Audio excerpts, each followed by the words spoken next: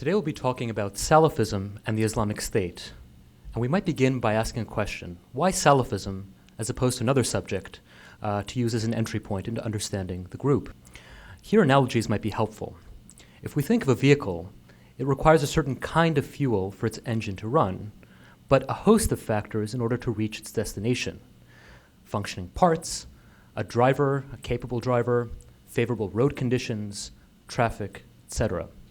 So too, the Islamic State requires many factors to reach its destination of building an Islamic caliphate, namely the right territorial opportunities in Iraq and Syria, the right competition with other jihadist groups, a charismatic leader, a functioning bureaucracy, etc. However, it won't go very far if its engine is fueled by, say, Marxism. It requires the Salafi ideas in order to drive the engine. So too, if you leave an engine in the middle of the road with the right fuel, it won't go very far without a vehicle. And here, we would do well to recall the fact that most of the world's Salafis are in fact not violent and not politically active. In fact, they explicitly condemn both. Rather, certain kinds of Salafis, in particular jihadis, require the right vehicle, the right circumstances, in order to engage and join the Islamic State. Today's lecture will deal with Salafism and will try to give us a better understanding of this idea and hopefully as a way toward understanding the group with some more depth. Today's lecture will be divided into 4 sections. The first 2 deal with the history of Salafism and some of its key themes and concepts. The second will look at Salafism over the last 5 years since the beginning of the Arab Spring, and in particular, we'll look at how the Islamic State uses Salafi ideas to further its project. Before beginning with the ideas of Salafism, we would do well to distinguish it from the other major Sunni Islamic political movement, and that is the Islamism of the Muslim Brotherhood. If we look at slide 4, we'll notice that really the only thing that Salafism and other Islamists have in common is a basic interest in promoting Islam. Otherwise, the two are very different in their nature, their objectives, their structure, and their sources. Brotherhood Islamism is a political ideology. It's been organized as a hierarchy with membership requirements and particular objectives in terms of promoting Islam in a position of political and social influence. The sources it uses to reach this end typically vary widely and in fact are inconsistent, but with the clear objective of relating to people the fact that Islam is the most superior source of authority. And the priority with this whole project for the Brotherhood Islamists is to diminish Western influence. It is a product of this anti-colonialist sentiment. By contrast, Salafism is a theological and legal orientation. It's been quite consistent in the theological concepts its members have promoted over the last century, but inconsistent in the kinds of political platforms they've adopted, as we'll see shortly. The objective is that only their interpretation of Islam is to be dominant in society. So if we think of a lobby group, the Brotherhood Islamists are concerned with installing Sharia into the constitution, whereas the Salafis have been more concerned with what kind of Sharia, what kind of Islam is being implemented. To that end, the sources that Salafis typically draw on are quite limited and quite specific in what they promote. They look to the Quran and the Hadith reports, the statements and actions of the Prophet Muhammad, and the example of the first 3 generations of his followers as the model of emulation of how to act.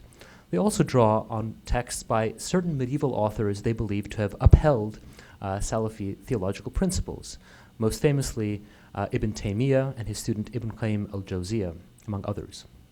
The priority for Salafis is not only to diminish Western influence, but in particular to diminish the influence of what they believe are deviant Islamic traditions.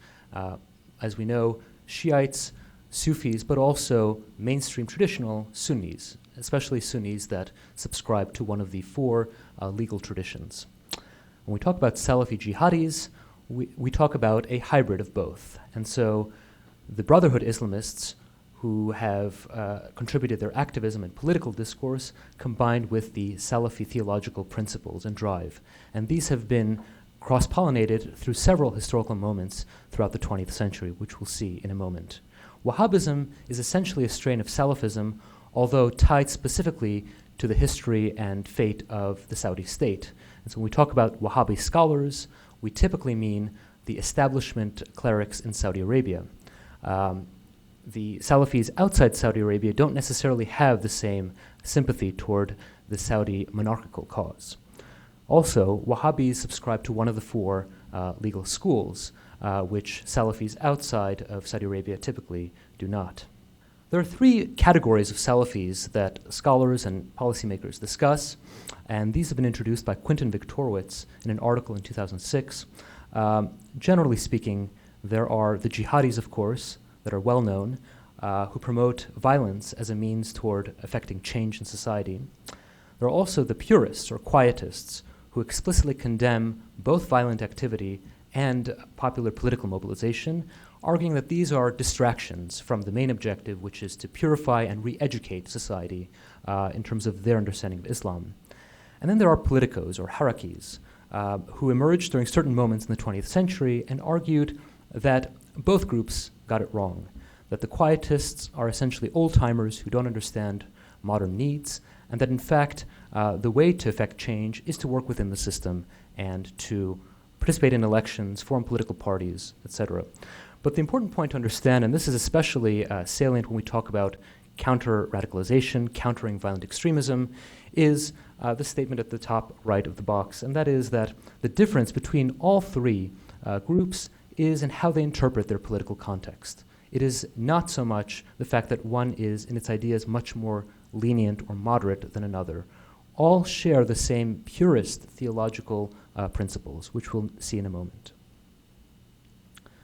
But mainly, let's begin by understanding what distinguishes a jihadi from other kinds of Salafis. There is one principle that distinguishes them, and that is takfir, or excommunication of other Muslims. And the question is, under what circumstances do Muslims exit the fold of Islam? Under what conditions are they taken out from the fold of Islam?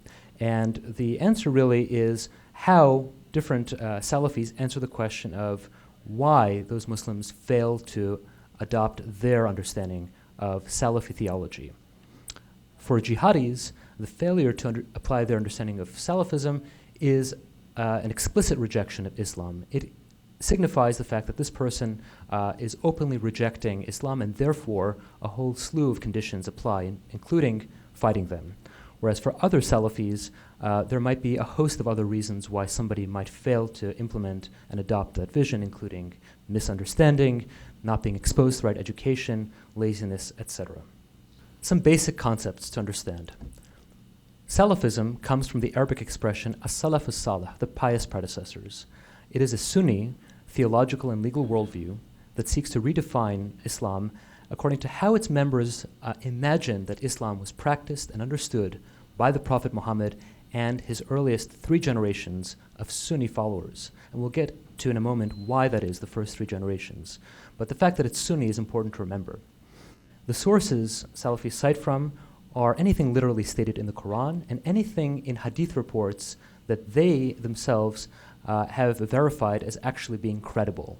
And that's part of their appeal, is this claim to authenticity, that they alone hold the truth because they have the actual textual evidence of what the Prophet did or did not say. Why Salafism? What's the unique appeal of this tradition versus other ideas? Well, there are a couple of textual sources that Salafis bring to make a case for themselves. The first is this notion of the first three generations. There's a hadith in which Muhammad said that the best of my community is my generation, then those who follow them, then those who follow them. And so, by extension, Salafis count three generations, including the prophets, that are the models of emulation. There's also this apocryphal hadith report about the saved sect, in which the Prophet Muhammad was asked, was in fact prophesied that his community shall divide into 73 sects, all of whom will perish in hellfire, except for one. He's then asked, which is that? And he answers, whoever follows what I and my companions follow. And this, again, is, for Salafis, evidence that the only source of emulation is the Prophet Muhammad and those who best understood him in his generation. some important concepts in Salafi theology. And what we'll see here, as well as in a lot of the religious concepts they cite, is that these are ideas that exist in Islam in general. What Salafis bring is that they rebrand these ideas as their own, and by doing so, they also extend the application of these ideas into contexts in which they traditionally were not referring to. And Tawheed, or God's oneness, is one such concept. We might think Tawheed is just monotheism, is just the devotion to only worship one God, but for Salafis, as we see in slide number 9, there are a whole host of conditions, not only in which one obeys this principle of God's oneness, but also violates God's oneness. And so an example of that is the application of man-made laws, which to us might sound like a trivial matter, but for Salafis was in fact evidence of a government's failure to uphold God's oneness, because God alone legislates. So it's a violation of that principle to legislate on the basis of anything but God's law. And on the right-hand side of the screen, you'll notice an image of an ISIS member destroying a tomb in Mosul. The idea of tomb veneration, tomb visitation, existed in Salafi literature for decades. And the fear there is that by visiting a tomb, in particular tombs that are built inside mosques, there is this fear of actually worshiping at the tomb and, again, violating this doctrine of God's oneness. The opposite of Tawheed, again, in Islamic tradition in general, is known as shirk. But of course, Salafis ascribe shirk to a whole host of issues that perhaps were not addressed in traditional Islamic literature. Again, calling somebody a mushrik or a polytheist is a very weighty label, and to do so, say, against the government, again, legitimates a whole host of activities that they promote for their followers. In law, this is a bit in the weeds, but again, essential for understanding what Salafis are about and what the Islamic State is trying to do as well, is this idea that all traditional interpretations of the law are prohibited in Sunni Islam, that only the Prophet Muhammad's example is the exclusive referent for what is Islamic actions and faith as well. And so there are, of course, 4 schools of law in Sunni Islam, and that is the traditional understanding of the law in the Sunni tradition. But for Salafis, they reject all those schools, also because they arrived after that early period, and instead they advocate this unique exclusive reference to what the Prophet Muhammad did. And so here, for example, in the image, in the bottom right, you see a hadith report about prayer, pray as you have seen me praying, and examples of how one should pray. This is very typical of literature, of Salafi literature, is kind of discussions of what prayer looks like, what fasting looks like. And so these are also topics that the Islamic State addresses in many of its publications as well. Again, anything that violates the sunnah of the Prophet Muhammad, they deem to be bid'ah. And again, in the Salafi interpretation, this is rejected. Now we get more to the unique concepts of the jihadist Salafis.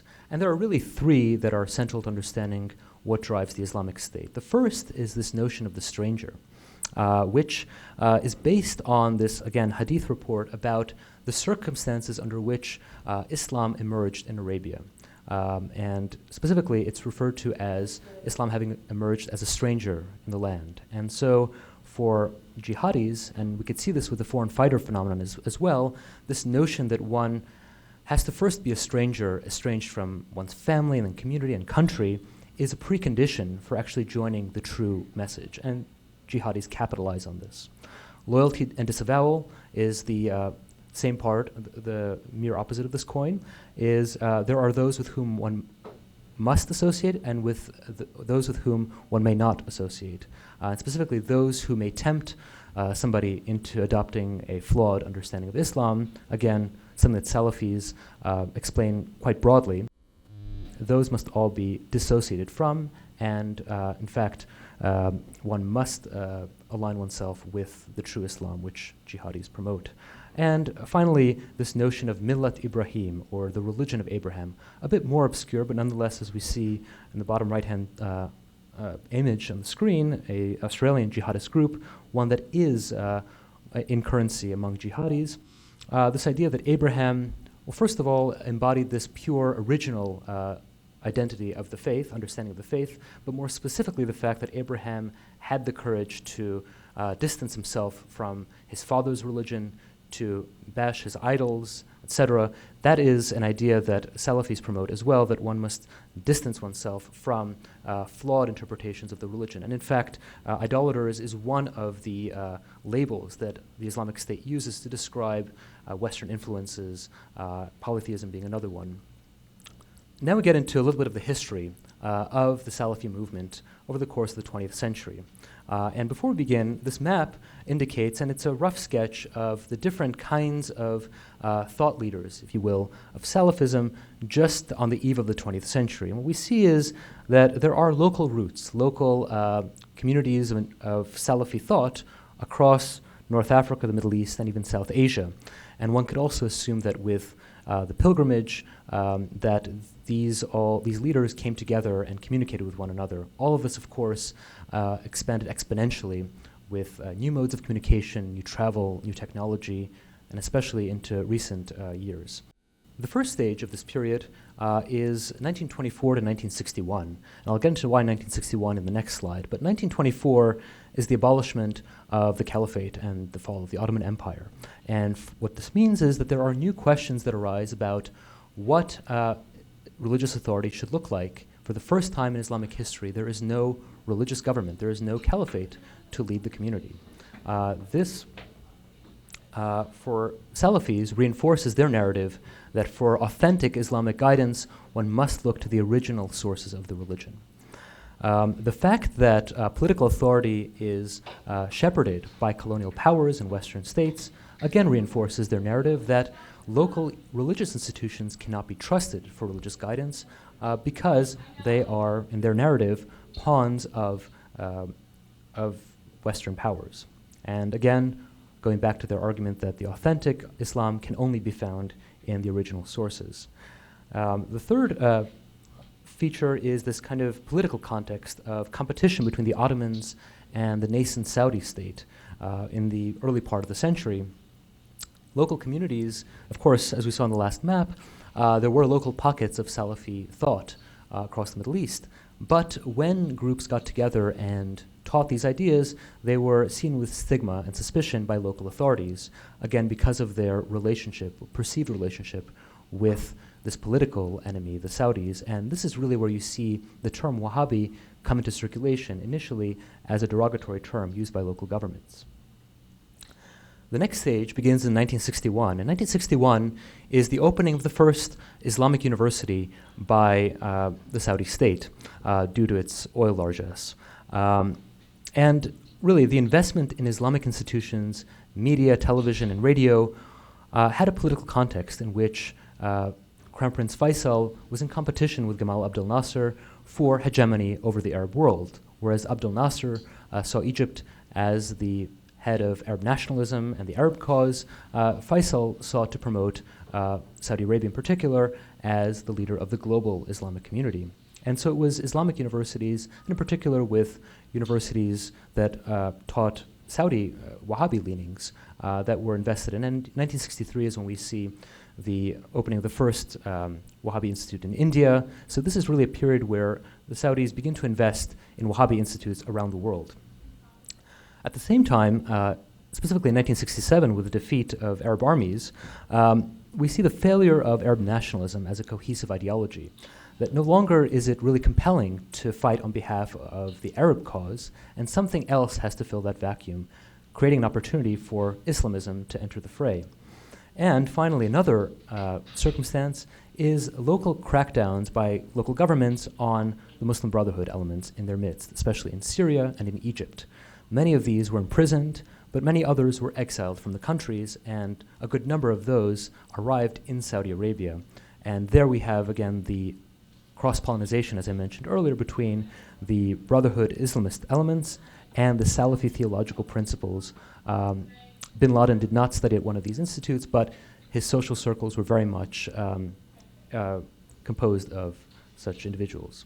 Finally, we get to the third stage, 1980. And really, 1979 is the starting point.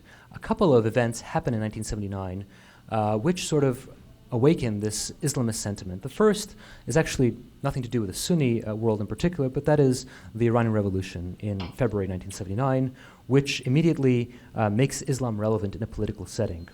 That's followed several months later with, of course, two other events. You have the Soviet invasion of Afghanistan, in which a perceived atheist power oppressed Muslims in Afghanistan, this being a rallying cry for many Islamists and Salafis around the region. And in 1979, in November, you had the siege of the Great Mosque in Mecca. And this was led by a group that was motivated by this hadith, this interest in hadith, this messianic cult. And they were, a number of Salafi scholars were connected with this group. So the reason I bring the third incident up is because it raises new suspicions on Salafism and its kind of esoteric legal teachings as a potential cause of political instability. The next context is actually the return of Arab fighters from the battlefields in Afghanistan, and specifically their establishment of jihadist hubs around the Middle East. One famous one being in Jordan, in the town called Zarqa, where we have the eponymously named Zarqawi. This raises, again, new suspicions by local governments about what these groups are actually about and that they might be political threats. And finally, the arrival of U.S. troops in Saudi Arabia during the first Gulf War, this was seen by many Salafis as a violation of the sort of promise of the Saudi government to uphold their interpretation of Islam, their Wahhabi Salafi ideology, by partnering with what they regarded as a polytheist government. And so again, this inspires this kind of political movement by Saudi youth in the early 90s. In the next section, we turn to Salafism over the last 5 years, specifically during the Arab uprisings, and why this period in particular. A couple of new circumstances take place. Of course, we always talk about the rise of social media, and what this means is that the marketplace of ideas expands, and that means, of course, that you have many more vendors and many more buyers to exchange their wares in the marketplace. You also have, for the first time, this widespread failure and, in fact, a breakdown of local governments, creating new opportunities, but also new tensions within societies. And so what happens during this period is you have instances of crossover between the different kinds of Salafis. So you have, for example, one Salafi in Lebanon, Ahmed al-Asir, who then took up arms and led a battalion into Syria because of the sectarian nature of the war there. You also have, during this period, Salafi communities violating their ideological principles, such as in Egypt, where Salafis ran in elections and actually won 25% of parliamentary seats. Now, political parties, elections, parliament, all of these Salafis regard as bid'ah, as innovation, because they're not authentically of the original Islam, as they believe it to have been. And in fact, Salafis in Egypt had to justify formation of political parties to their Salafi elders in Egypt on the grounds that in the current tumult of Egypt, the only way to survive and the only way to teach their message of Islam was by forming political parties. So these are examples of how Salafis have adapted precisely because they've been inconsistent politically throughout their history, but quite consistent theologically. Which brings us to our need to rethink what Salafism is and how it's relevant to policymakers as well as to the general public. Whereas previously, especially after 9/11, we were only concerned with jihadis and maybe to an extent the political parties, today even the Quietists are essential for understanding the political landscape of the Middle East. And while you do have Quietists that remain silent on political matters, they only express obedience to the local ruler, many others are increasingly under pressure to comment on political events and in fact provide this theological lens to what's happening in their midst. So for example, you have in Egypt, you have Quietists in Egypt who use theology to describe the fact that Bashar al-Assad's government is sectarian, is a worse enemy than Christians and Jews, but those are Salafis that are not actually politically violent. And so that brings our attention to this broader landscape of who is politically relevant in the Middle East. Which brings us finally to our last section, and that is the Salafism of the Islamic State. Bearing in mind, in slide 21, that there are many priorities that drive the Islamic State. We mentioned the caliphate, the state-building apparatus, the apocalyptic narrative, and that is tied to events in Syria, Syria being a unique locus of the apocalypse, where That is the site, Dabik in particular, of this showdown between the Messiah and this satanic figure, this devil figure. But at the end of the day, it requires this Salafi vision to sustain its project. And a lot of that is by courtesy of Abu Musab az-Zarqawi, who differed with bin Laden in the fact that he prioritized the sectarian local battle against Shiites and other Muslims, whereas bin Laden advocated for uniting the ranks of Muslims to fight the common Western enemy. But of course, as we see in slide 22, there are many other elements to the Islamic State's strategic thinking. Namely, this text on the right-hand side of the screen, the Call to Global Islamic Resistance, which really was a rethink of, it was written by this al-Qaeda strategist, it was a rethink of the jihadist program, really in light of the US involvement in Iraq, and calling various jihadist elements to a different program of action. But the important thing for the Islamic State was the last 80 pages or so, which were filled with hadith reports that drew on this apocalyptic narrative of what's taking place in Iraq and Syria. You also have this text, The Management of Savagery, and while precise links between that text and the ideas, the brutality of the Islamic State, are hard to draw with a straight line, you have this idea in that text that to really begin this purification project of Iraq and Syria, one needs to use violent methods to purge it of spies and other elements, other devious elements in its midst. And so this is an example of kind of the other essential parts for that vehicle to move down that road. But on slide 23, we see that it does use this Salafi approach, its theology in particular, to drive home its message. On the very far right of the screen, you see Khamenei, of course, representing the Shiite hegemon in the region, as they portray it, and the Safavids being an early Islamic term for really Iran, but really when Iran became Shiite. And so that is kind of the way that they use Salafi theological ideas to drive home their message. In the middle, of course, anti-Semitism is not unique to the Islamic State, but their anti-Semitism they cite to a hadith report.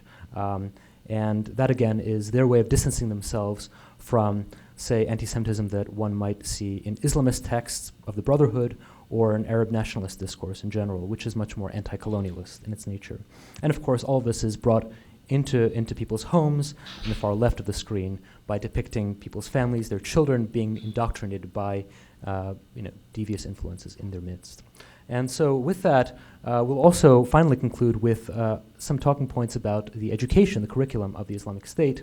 Of course, they draw on a variety of texts. In the top right-hand corner, we see government instruction for leaders and their armies, but a good deal, of course, linking them to Ibn Abdul Wahhab, and this is an important talking point for the Islamic State of trying to claim that they are the true inheritors of the Wahhabi legacy and not the Saudi state.